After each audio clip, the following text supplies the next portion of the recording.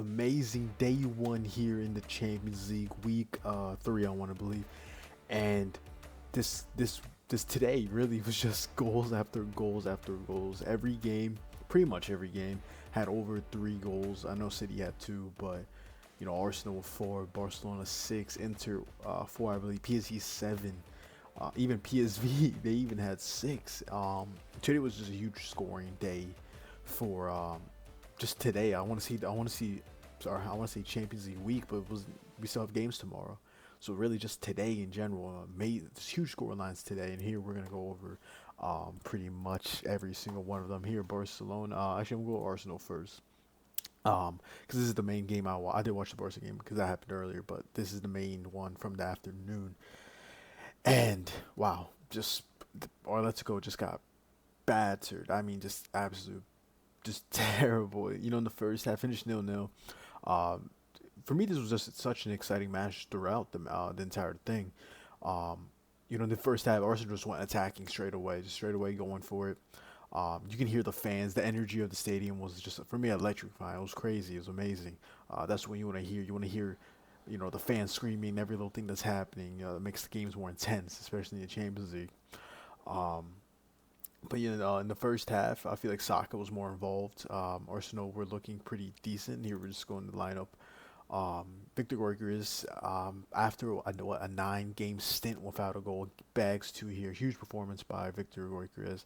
Saga, for me, I think he was more better in the first half. He was more quiet towards the second. I feel like they played more on the left with like Martinelli and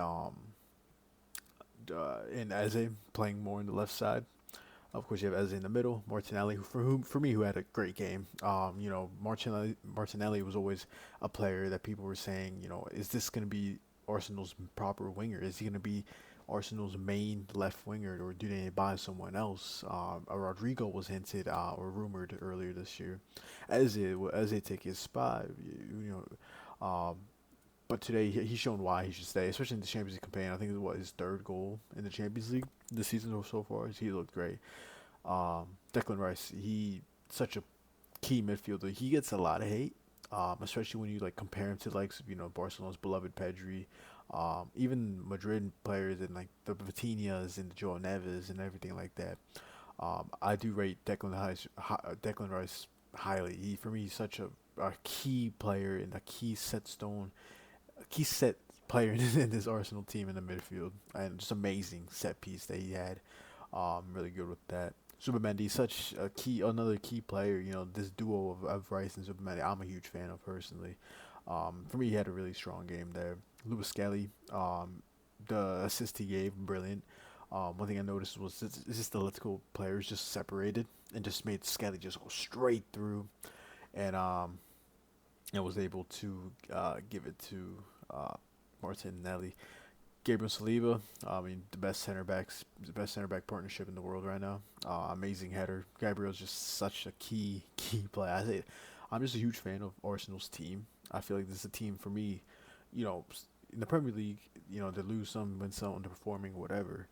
But like on paper, if you look at this team, put me every player that's playing in their in their position that's on their top level, like put Odegaard in there in his top level. I think this team is perfect. um you have Martinelli, if he's looking like this every week, put him in there. Gorka, Saka, if you give me um the best of the best, Odegaard, amazing. Zubamendi, Declan Rice, great midfield 3, and this is back line. And then Raya, for me, he had a few good saves there. But yeah, and let's go team. This is such a bipolar team. Um, they can beat Madrid 5-1, and then lose to I don't know, an Espanyol the next day. Uh, I do like a lot of these players.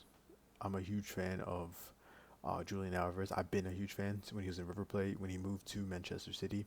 I was always I wanted Madrid to sign him, and Real Madrid or Liverpool, one of those teams. But he got his move to Atletico, and he's looked great. And for me, he deserves better.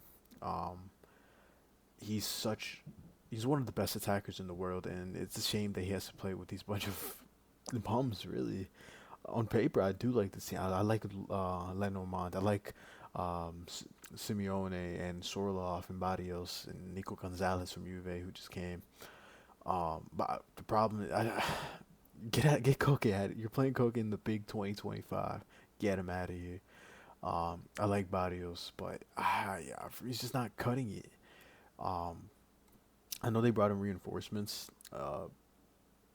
Even the, they brought in, of course, Thiago Almada, who's a new signing, Conor Gallagher, who they signed last year, Alex Benia from Villarreal, huge money signing there. And you also have Johnny Cordoroso, who's still hurt, which I'm a huge fan of. When he great, brilliant for Real Betis, um, but it's just not cutting it. I don't. Dio Simeone really needs to find something because for me, he has great players. It's just the system or whatever he's doing is just not working. You have Raspadori, um, you have Molina, Gallant, just players that you can use, and it's just not working. In Arsenal, you look at their lineup here. Look at the proper lineup. You go on their bench. Mosquera from Valencia, who's I bought him all the time career mode. I really liked Mosquera, and I didn't want him to join Arsenal. I want him to join a team where he actually start week in and week out. Sure, he gets minutes. Don't get me wrong, but Arsenal has just so much defenders. I'm just out that for me. It was like they just signed Hincapié also, but they're Christian Nogard, Ethan and Worry, Ben White, Miko Moreno. They have Kepa, who had a brilliant season in Bournemouth last season as a backup. Um, Hincapié, Calafiori, Trossard. Like it goes on, and then you have their bench of Jesus, Odegaard, Havertz, Mudueke. Their team is complete. For me, Arsenal on paper have the best team depth wise in total. Just amazing. Huge fan of Arsenal, what they're doing there. But uh, they have to win something. They can't be waiting on that. But amazing performance from Arsenal. I talked about them a lot. I'm not gonna go through every game. But yeah, let's go to Barcelona. I already made a whole video about this separately, but I'll just skim it. Basically, what I said was uh, the red card changed the whole aspect. Personally, for me, that wasn't a second yellow. Um, yeah, I'm a Madrid fan talking about second yellows, but for me, that was not a second. Rashford looked great. Lamine Yamal hasn't been performing yet. He's been injured, so you got to give him the benefit of the doubt. But he hasn't looked really like that superstar player from last year. Barcelona in general this season hasn't looked at all for me. They should have more losses than they have right now. That's how bad I think. You know, I don't think Barcelona's playing at their level at all. The loss of Inigo Martinez for me was a huge key reason of why what's happening right now. For me, Lopez looked great. Always been a fan of for me. Bunch of injuries for Barcelona, of course. You're losing key players in this team, and El Clasico's coming up. Um, that's pretty much everything. I made a whole video, so you guys can tune into that if you wanna see there. Um, let's go to PSG. Basically, almost every Ballon d'Or candidate scored. Dembele coming back from injury, and it's a shame. It's sad to see this Bayer Leverkusen team not be it. Imagine we saw that Bundesliga undefeated season squad playing in this Champions League. Yeah, they played the year after, and it wasn't great for them really. But I lost my train of thought. But now you just look at this team and just like, what happened? What happened? It's a shame. It's sad. But is this Fernandez from? Sorry, I just had a. Is he my career mode guy? Yeah, it is from Boca Juniors. No way. All right. But you look at this, and then you look at their squad 2 years ago, and you just mind blown. Like, where's Nkapi? Where's Florian Wirtz? Where's Shaka? Where's that amazing core team that they had? Now it's just gone, completely gone. Similar, like of course happens to every team, like a Monaco. Um, you have an amazing season and players leave separately. It's sad, but yeah, for PSG, the core main players did their job. Vitinha's the top two best midfielders in the world. He had an amazing game. Um, Amazing goal too. Kvaratskhelia, goal and assist. Doué getting a brace. His last brace was in the Champions League final in the Champions League. Pacho getting a goal. Zebniari, former Bournemouth center back, got a red card. He pulled player from the back of the line or in the box and then got that. Key with assist, no Mendes with goal and assist. Almost every key player, I mean everyone in their team is key, but every one of them basically grabbed the goal and assist. Even Usman Dembele coming in for like what, 30 minutes, 20 something minutes. Um, but yeah, for me, PSG, they had a poor club. I mean, they made it to the final. Don't get me wrong, but I feel like they weren't that same squad that was in that Champions League run. Also, in the beginning of this, they just lost to Marseille. Um, they also lost. Forgot who else they lost to the other day. They tied to against Strasbourg and tied to Lille. They're second in Ligue 1. Marseille topping that. But yeah, you needed this check. You have the best players in the world. You're the best team in the world, on paper, and you can do this every week if you really wanted to, as PSG. But I'm just a huge fan of what Luis Enrique does. Sad to see how Leverkusen is right now, but yeah, that's we did 3 matches. I'm just gonna go over let's go over Newcastle. For me, I say this all the time, but I really like what Eddie Howe's doing with this Newcastle team. You lose Isak. He was your guy, your main guy, your main number 9, your star player. Leaves in terrible terms. What do? Um, for me, I thought the roles would be reversed. I don't think Newcastle were going to drop huge in form. Um, but I thought like an Aston Villa will be a way better team than a Newcastle, and I was completely wrong. Yeah, they beat who they beat the Tottenham the other day. No, Aston Villa, but no, Newcastle for me are strong. They have key players. Anthony Gordon, who has 4th goal in the Champions League already. Walter Mad, huge money signing, but he is getting goals. Slow and steady. I feel like he reached the level of where Isak was. Jacob Murphy getting a start. I was kind of surprised there. Jacob Ramsey, Matt, Matt O'Reilly, Lewis, right? Yeah, Lewis Miley, Bruno Gomes, and then for me, Harvey Barnes has been a player I've been obsessed for since his first Leicester season. I wanted him at Liverpool. I wanted that Harvey Barnes, um, Salah wingship, what they had. I was a huge fan of Harvey Barnes and like the James Madison and the James Justin, Jamie Vardy era. Um, what was it like? What 2022? Um, and then Leicester got relegated. He moved to. I'm happy. Any team he could have won to. He joined Newcastle, and it's hard for him to start. You have players like Alanga, Anthony Gordon.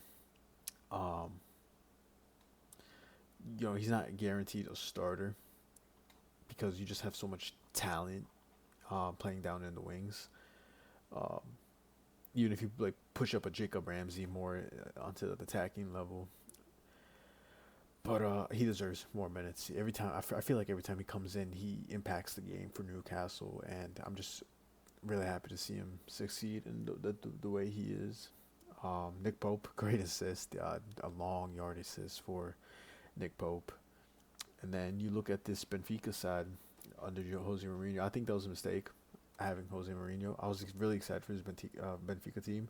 You have the former Juve Barnechea. He had a great loan. Uh, I'm pretty sure it's a permanent move to. Actually, was it permanent? I'm not sure, but him. I was excited for that partnership with Richard Rios, and for me in the beginning of the season, I was really excited. But now it's just, you have the Ukrainian Surakov and then Pavlidis, who's a strong number 9 for Benfica, always bags in goals. But and you still have the likes of Antonio Silva, for me, who deserves to get a big move. I feel like he's been due, similar to like a Joao Neves. Um, but yeah, just Benfica. I think it's just a mistake getting Jose Mourinho. Mourinho's just at a stint where he just probably should go to Saudi. I just feel like his technical work, maybe his like inspiration, but technical work, no, it would not work for a team. And Newcastle just get a huge win there, getting 6 points after that loss from Barca. or I think that was the first match day, but them finally are able to. Let's do one more. Let's do this one actually. The other games because Dortmund, the quick 4-2, and then City 2-0 Holland with Bernardo Silva scoring. This I was really surprised.